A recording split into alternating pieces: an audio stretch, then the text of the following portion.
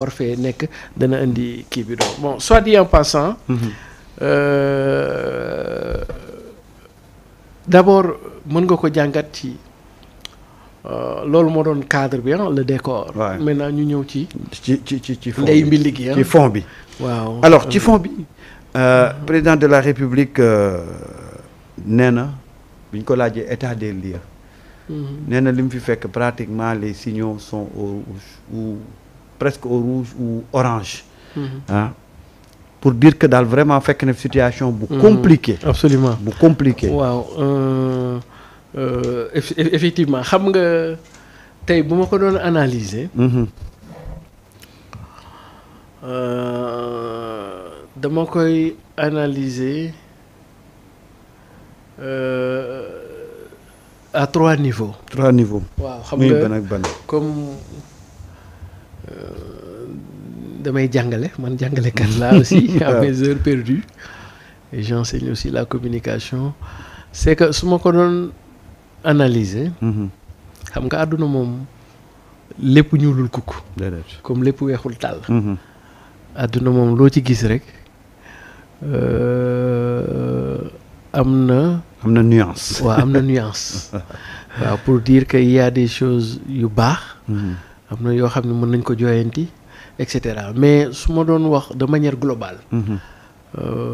discours bu mu def à 90% il s'en est sorti haut la main. Ouais. mais peut-être que am na quelques points. yoo xam ni pour ëllëg. je fais pas dans la critique facile mais je veux dire pour ëllëg. su ko dee def exercice yu mel nii mu bàyyi ci xel.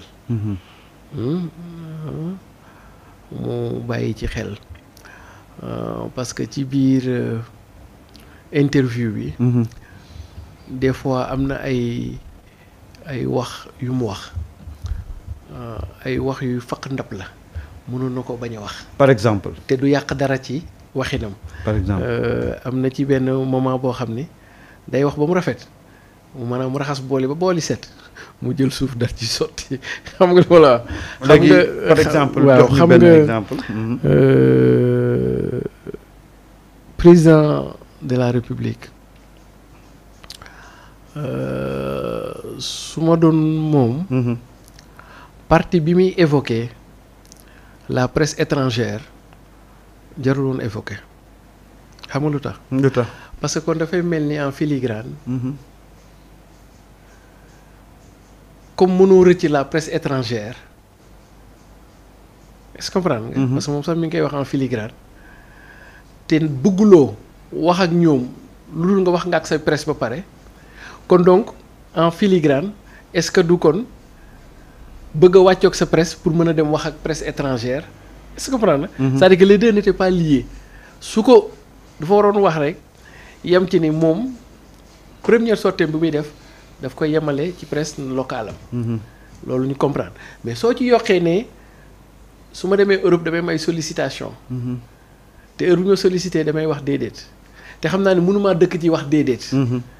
benn instant yi foog ma nangu kon donc dafa mel ni bee dafa def pression bii est-ce que comprendre nga. te les deux ne sont pas liés est-ce que comprendre nga. kon donc besoin de clarté boobu président xam nga Diomaye souvent looloo koy xaw a sànq il est tellement sincère il est tellement honnête. que trop de clarté aussi éblouit quelque part. comprendre c'est parce qu'il est honnête il est sincère. que il veut aller au bout de l'information. Or des fois quand tu as ces responsabilités au plus haut niveau tu n'es pas obligé d'aller dans les détails yow en général da ngay junj rek yenn yi mën ngaa leeral yenn mën a ma joxaat la beneen. mais des fois il veut être quitte avec sa conscience. non du question conscience parce que il y a de tout qui parle. il y a la conscience mais aussi il y a la station et la fonction qui parle. njiit am na ay détails yoo xam ni c'est pas la peine nga ci dugg parce que après mën na la compromettre bàyyil mu dem. je donne un exemple président Diomaye là c'est l'enseignant qui parle quoi. c'est l'enseignant qui parle c'est pas méchant aussi parce que maag Diomaye ñoo far. man Diomaye coalition Diomaye la far. comme des fois damay faral di tooñ Diomaye nga pale taal kilimam xam nga voilà. yow góorgóorlu maa góorgóorlu taal samay ventilateur donc am naa sañ-sañu xam nga analyser quoi. xam nga mais tu es dans l'analyse. oui très bien. dafa fi ma naan dafa raxas ndab ba mu set après jël suuf def ci.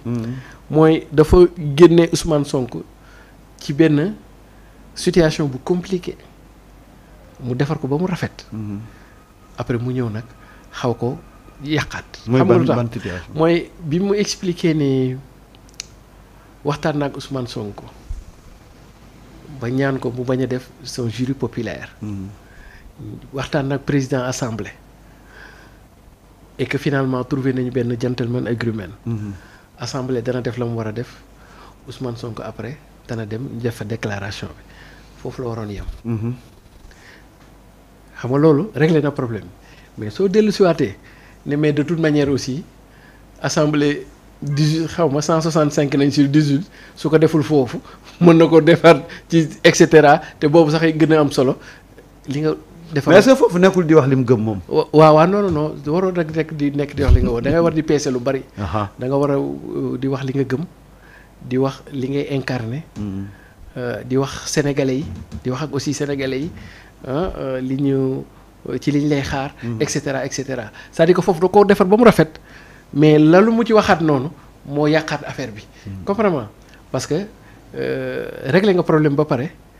jarul woon nga ci dugalaat problème parce que noonu mu ko waxaatee ci suuf ni may de toute manière sax Ousmane et cetera bon c'était pas très kii et donc pour man li ma jàpp. mooy su fekkoon man damay def média training comme li may def ak sama étudiants yi. d'ailleurs dañ koy def sous forme de cas pratique case study suma étudiants yi en général bu ñuy def média training dañuy jël benn interview. ñu jël benn étudiant teg ko. keneen interviewé ko. ñu filmer ko teg ko après jàngaat ko pour mën a déceler les failles. Pour man ça a été un exercice très brillant de sa part. Où il y a eu des informations très intéressantes qui sont sorties. La seule remarque que je pourrais faire en tant qu'enseignant, c'est de demander au président dont nous sommes alliés. Dans le cadre de ces exercices yu mel noonu. Il n'est pas tenu, encore moins obligé, d'aller dans les détails. Comprends? Il doit toujours rester, disons, dans les principes généraux et dans les informations stratégiques. Du ñàkk nag de temps en temps mu ñëw dans l'opérationnel. Et d'ailleurs soo xoolee quand on lui a posé la question sur la politique diplomatique. Ah là il a superbement bu ñu ko doon noté 10 sur 10. est-ce que comprendre tontu na gars yi te waxul lu koy dugal. te pourtant tontu na leen parce qu'il a été dans les principes directeurs. Sans pour autant être dans disons dans le détail des détails. Quoi, et donc gis nga séquence boobu nu mu ko maîtriser. Moi j'ai trouvé que vraiment il a donné une excellente réponse. Voilà séquence très bien et donc presque boo koy xool il y a 3 ba 4 séquences.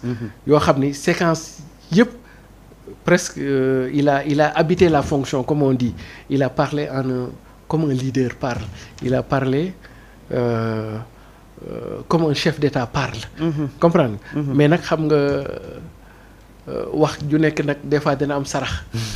C'est pas méchant hein. Non. Pour l'essentiel il a réussi cet exercice-là qui était disons le premier des exercices. Il l'a brillamment réussi presque à 90%. Pour une première à 95%. Mais il y a pas la perfection de ce monde. Non. waaw fii moom suñu borom rek moom matal lépp quoi. Et donc loo gis rek.